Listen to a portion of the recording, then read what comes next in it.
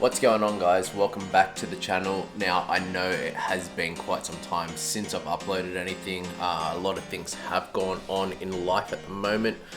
The wife and I just bought a house, so we were moving in. We've had a few things we've had to do, plumbing and stuff like that. And then I've had other things behind the scenes going on, so it's just been a hard time. I haven't been able to do a lot of filming or a lot of cast stuff for myself. Yeah, just general life stuff. But we're back today. This is my 2007 Forester. It did spin a bearing. When did it happen? It happened a couple of weeks ago. We were on the way to work. Now, I did move out of Sydney, so we still work in Sydney. Had to drive all the way down. This was the car that we were taking. On the motorway, it decided it wanted to start playing knock-knock jokes, as Subarus do. And yeah, so the bearings decided we didn't want to live anymore. Marty actually did me a solid. He found me a cheap second-hand motor, let me use Super Garage. We pumped it out in one night. However, because we were under that time constraint, there were some things that we noticed after we had done it. So the car is misfiring. Only at idle, I feel like the timing may be out. When you go to accelerate, it wants to take off like a rocket, but at idle, it misfires. There is also an issue where it is pumping out a lot of smoke. Mostly on startup, on takeoff as well. That I'm not going to dive into today. I'll look at that another time. I've got the heads off the old motor just because they were refurbed, so if it turns out to be an issue in the heads, whether it be leaking valves or something, I will pull the motor out. I will swap the heads over. But for now, I want to fix this misfiring issue. Now, I've already changed the spark plugs in it. It's got brand new leads, so I know it's neither of them. I think it's the timing. I really do. So today we're going to take the timing cover off and have a look at the timing. Hopefully the timing's in. Well, actually, hopefully it's out. Hopefully it's out. I really hope it's out, because if it's out, then I know that that's the issue. If the timing is right, it's something else, and the motor may have to come out. But we'll dive into it. We'll see what we can find, and hopefully it's a simple fix. Fingers crossed.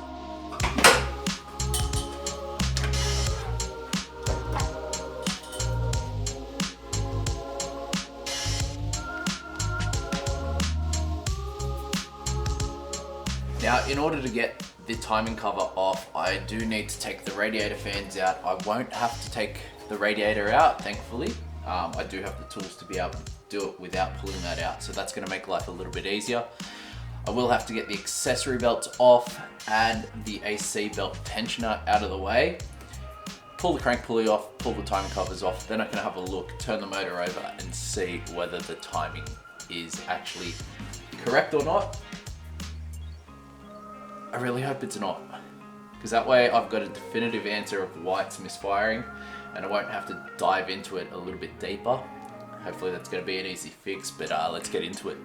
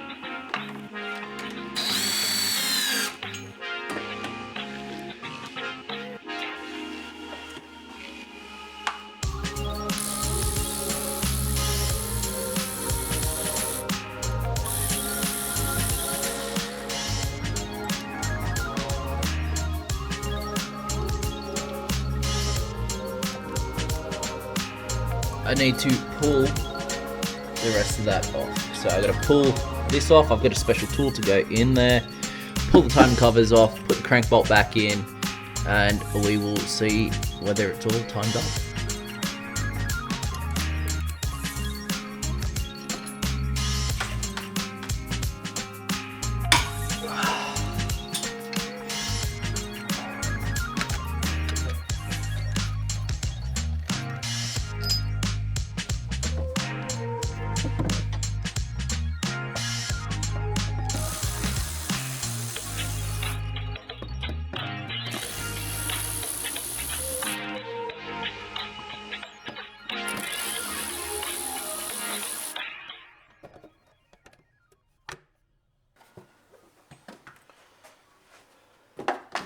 Now that we've got the timing covers off, I need to put the crank bolt back in, which is this one here, so I'm able to turn the motor over and line up the timing marks. Hopefully they're all where they should be.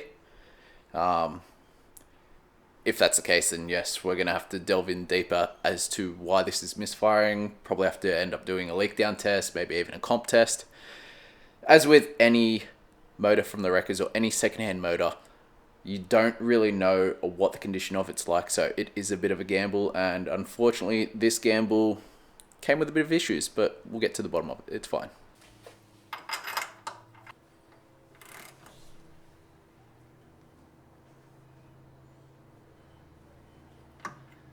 As you guys can see, the timing marks are in fact lined up, so this issue is not a timing issue.